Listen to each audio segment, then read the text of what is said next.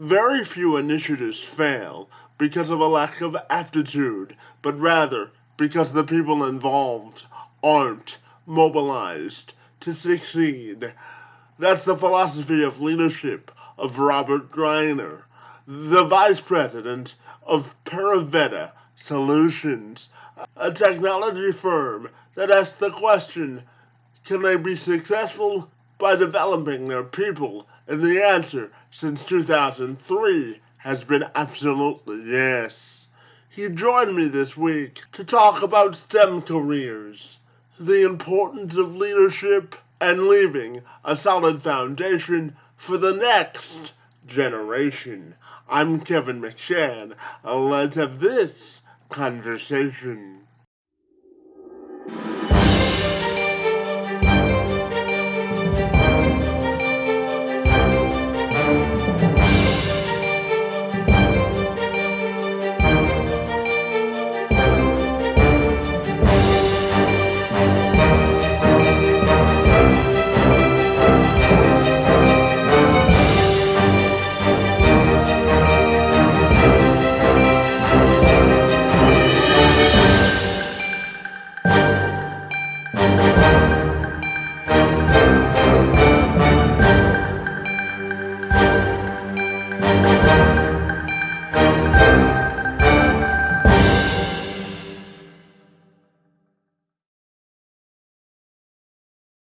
Robert, if you're ready, we'll welcome you to the program, and we're excited to learn all about your business, technology, and professional experience. Thanks so much for being here, and so great to see you today. Yeah, great to see you. Thank you so much. So I know that you believe strongly, Robert, in the human-centric approach. So I'll start you off by asking why you think adopting that philosophy is so very important. Yeah, well, first of all, it's we see all the time teams that fail at solving solved problems, right? So in the business world, this happens every single day where you have a relatively known implementation, right? So if you're building like a payroll system, there are other payroll systems that already exist. The design patterns are well known. You're not sending people to Mars, right? You're not trying to figure something out that hasn't been solved before. And yet these teams of highly capable, well-paid individuals can't seem to get the product over the finish line. And in my experience, I've really never been on a team that failed because of the individuals weren't smart enough or competent enough or worked hard enough. It was the team dynamics that did not allow the whole to be greater than the sum of its parts. And ultimately, that's where dysfunction creeps in and things fall apart. Go ahead. No, I was just going to ask you, what do you think is the key to building effective teams?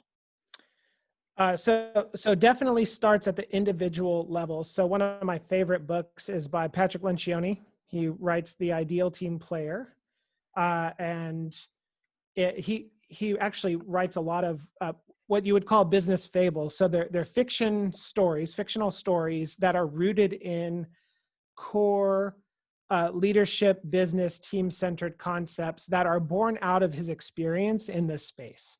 So very approachable read, short read, and they outline fundamental truths around meetings, teamwork, leadership, careers, that kind of thing. And what Lencioni says, and what I fully agree with, is teams are made and broken by the fundamental building blocks, which are the individuals on those teams. And so in his book, The Ideal Team Player, he talks about 3 behaviors that really outline exceptional team players: humble, hungry, and smart. So humble, thinking of putting the team before yourself, don't spike the ball when you win. Hungry, always in pursuit of more. Shouldering more than your fair share of the load without complaint, which I really love that concept. And smart is actually people smart, thank goodness, not intelligence smarts. And it's really the ability to play nice with other humans. And when you put those 3 things together, you create an ideal team player. And when you have a team filled with ideal team players, they're able to succeed more rapidly and go further with what the resources that they have, because everybody, the trust is there and everybody's moving in the right direction together. And so you see this play out in sports all the time, right? The underdog comes up and wins. But also, if you just think about this analogy of, you have people trying to pull a heavy object up a hill. If every human is pulling in the same direction at the same time, you're going to get the most optimal force and movement forward. But if you have some people who are holding onto the rope but they're not pulling it, well, that's going to diminish the effectiveness of the team by a lot, right? These things kind of creep in because you're wearing out the people doing the work faster. And then in the business world and in sports and in every other area of life, you actually have people who drug their rope to the other side and they're trying to pull the boulder back down, right? And so that just really, over time, in a war of attrition, just crushes a team, and ultimately that dysfunction and failure creep right in. Well, I know that you're a Cowboys fan, so we'll try to get the Cowboys defense to pull on that same rope going in the Yes. same direction, huh? Oh gosh, yes, please. Because they should be undefeated if they had a defense worth anything, but that's another story for another day, Robert. That's So exactly right. I'll leave it there. But well, I know that you're all also concerned about leaving a solid foundation for the next generation, because I know that you have children where you're looking at today's world and wanting to leave a solid foundation for the next generation. So can you tell me about that? Yeah, this is a relatively new point of view for me. So, and we'll probably talk more about this later, but I grew up a very traditional software developer, and I viewed my profession as a core component of my identity.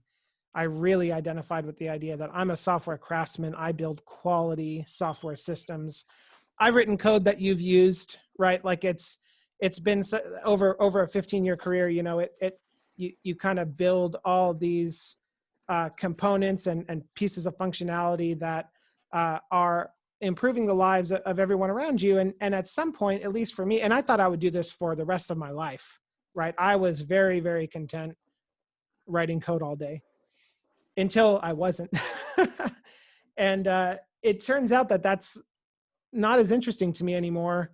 It's still cool. It's still really cool to work on really large software systems, but that doesn't fulfill me like it did in the past. And part of it was, growing into a more of a leadership position and taking on some of those responsibilities. But the thing that really tipped the scales for me, and I have 2 kids. So my daughter, Amelia, is 7. My son, Noah, is almost 4. And just, real quick, my daughter doesn't like to commit to any one thing. So when you ask her what she wants to be when she grows up, it used to be a doctor, which was great. And then it was an astronaut, which is awesome. And now she wants to be a doctor and an astronaut, right? And other days she'll want to be a fashion designer or a teacher or whatever. And we're it's like, hey, yeah, go try to do all of those things. That's awesome. And in a world where, like, my daughter wants to be a doctor and an astronaut, like, and if you start to think about the timing, she could be the first chief medical officer of the Mars transport, right? Like that's really cool. And you want for your kids more than what you had growing up. And so I'm sitting at work one day, and this young, kid to me, now it just seems so funny to say kid, but young professional walks past me, and I turn to my colleague because she had like a backpack with our logo on it. And I was like, well, who is that? And he's like, well, that's Kate. She's new on this team. And I was thinking, oh, I don't know Kate. So introduced myself, and she went to Notre Dame. At this point in her life, she was infinitely more put together than I was at her age. And the more we talked, it kind of hit me. I was like, oh, you know what? If I do the math right, in about 20 years, you will be at the peak of your career. I didn't say this, I just thought it. like Kate will be at the peak of her career in like 20 years. And my kids will be entering the workforce around that time. And so I actually have an opportunity to provide an example for the next generation of leadership that will impact my kids when they join the workforce. And I think, well, that's pretty cool. Like that's a much more interesting, long-term, legacy-focused area to really push on, like a lifelong journey than just writing and rewriting software systems. And so that's really what I'm interested in now. And so if you pair that idea of shaping and molding and providing an example for the next generation of leadership and this human-centric component, which I'm so interested in, there's a lot of overlap there that, and frankly, in the professional world and probably everywhere else, we do that horribly, right? You know, succession planning, training, growing the next wave of leadership, being team-oriented. We're so bad at that I think there's a lot of low-hanging fruit to pick up there for sure. And I know that you have about 14 years of leadership experience in the IT and technology space. And this morning, I'll share a quick story.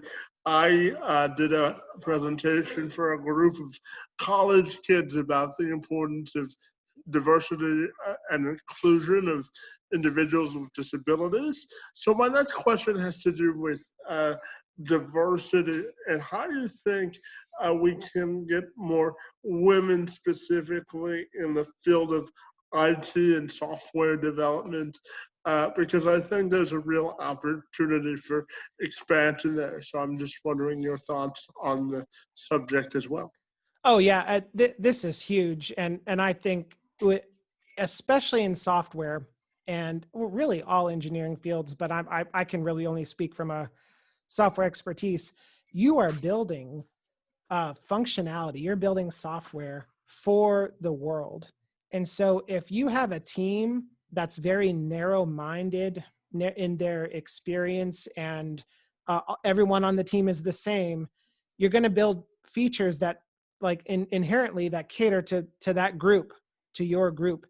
And so you're just missing out on the perspective and the needs of a wide swath of people out in the world. So, you know, I very much view software and technology improves people's lives. It creates tremendous opportunity for, and it's very, like it's very much a meritocracy, right? Like, you know what good software is, you can measure it. So it's such a great space, and we're missing out on a tremendous amount of diversity of thought, ideas, upbringing, race, gender, all of those things. And so in my mind, you really have to go back to and focus on kids and make and keep kids interested in STEM.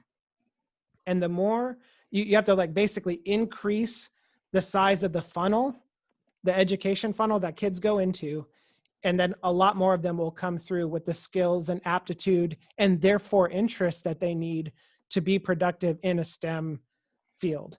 And so, I think that's actually something that you could do at scale, especially the way technology is right now. There's never a better time to learn how to write software, to learn how to advance math concepts. You could almost get an entire Ivy League education for free.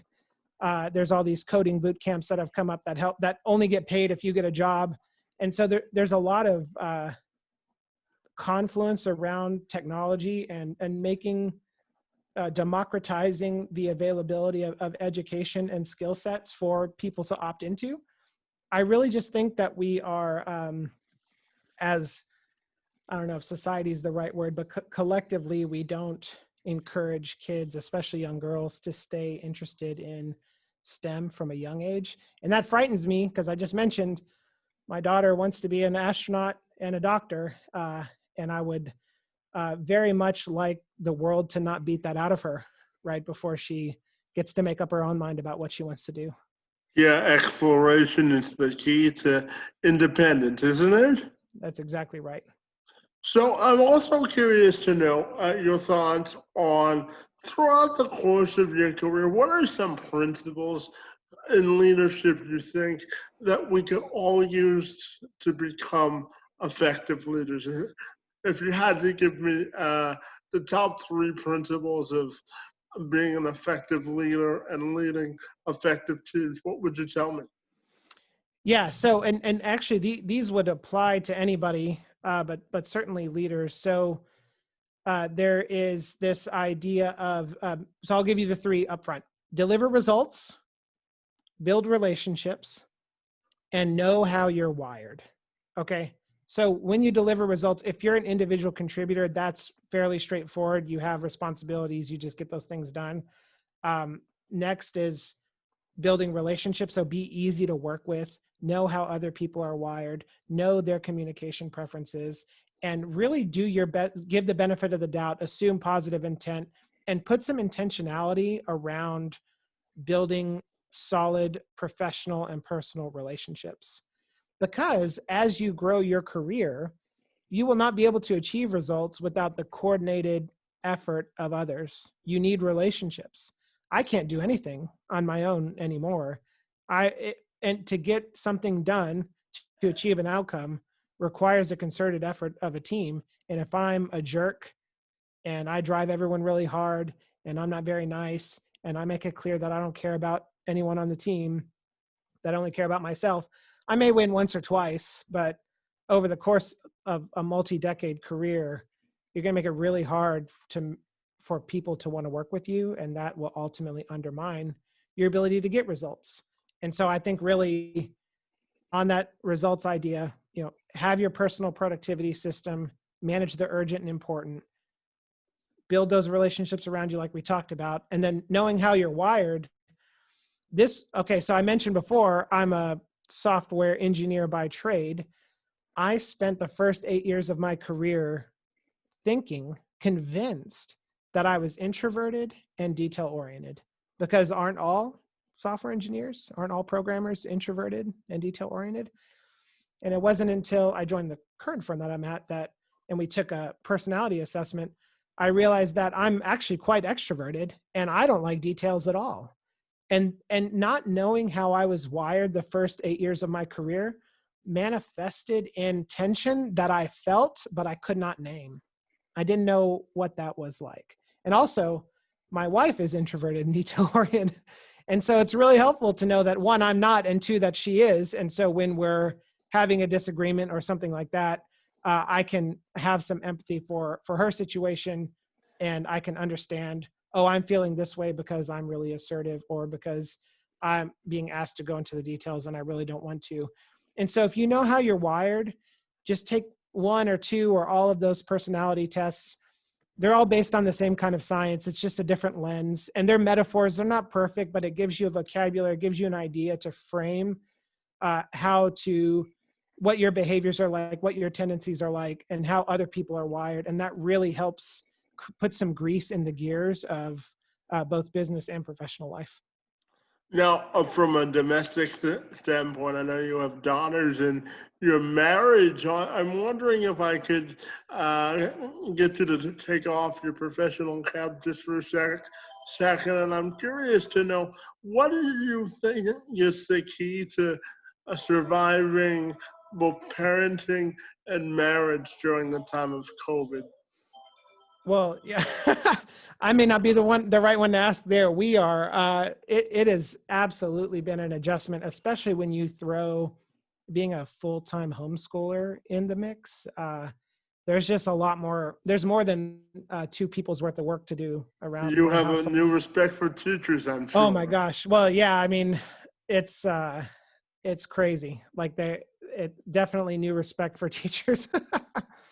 And so I really think if you go back to the idea of a team, that I have a team. There's four of us: me, my wife, my daughter, my son, and you really, I think, empathy and forgiveness and giving the benefit of the doubt, assuming positive intent, and talking things through, open communication are critical. And that's not, you could probably actually hear them in the background now. And one of them may run in and interrupt us here in a minute. So it's kind of funny when I'm on, conference calls and my son runs in and with a superhero mask and cape on and punches me or something. It makes it more authentic, doesn't it? Well, yeah. And so I think there's also this aspect of you cannot expect 2020 to be your best year. This is a year of surviving and then thriving later. And so you have to try to get through this time as best you can, and then slowly start to bring those, maybe you could call them luxuries or benefits, back into life. But I really think though it centers around, again, the team, the humans in the room, giving space, giving empathy, talking about what's bothering you, and ultimately the same kind of stuff that everyone is suggesting, or everyone has suggested since the beginning of time. It's just much more important right now when you're at home. I'm inside all the time, right? We interact pretty regularly with my wife's parents, and so we are not taking any kind of risks right now, and that can wear on you for sure. And so you definitely work on, invest in your relationship. It's like a gardening every single day, and you'll be in a much better spot, I think. Yeah, we all have to make sure that the walls don't cave in, that's for sure. I'm also curious to know, I know that you have some expertise in financial independence as well. So I'm wondering, especially during this time, we talked about personal productivity earlier. How do you think that applies to financial independence?